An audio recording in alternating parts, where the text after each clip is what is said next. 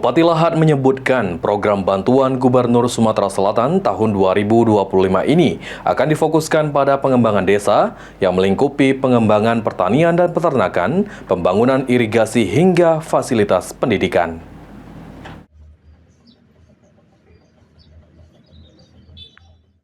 Usai pertemuan dengan Gubernur Sumatera Selatan Herman Deru, yang pembahasan mengenai bantuan tahunan untuk sektor-sektor strategis khususnya infrastruktur, swasembada pangan, dan pendidikan.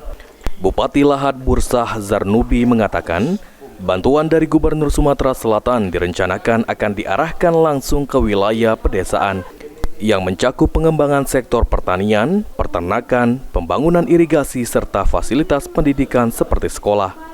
Program ini sangat penting untuk mendukung kemajuan daerah, terutama desa-desa yang masih membutuhkan perhatian dalam infrastruktur dan peningkatan kualitas hidup masyarakat.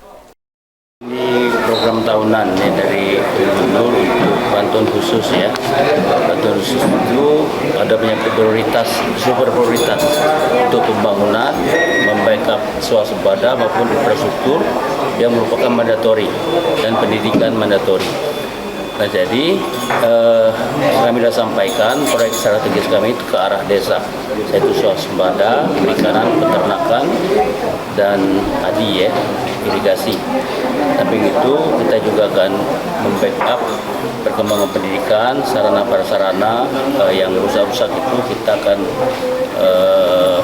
bersihkan supaya lebih bagus untuk menunjang sekolah anak-anak kita. Bupati Lahad berharap bantuan Gubernur Sumatera Selatan dapat mendorong tercapainya swasembada di sektor pangan, serta mempercepat pemerataan pembangunan baik dari sisi ekonomi maupun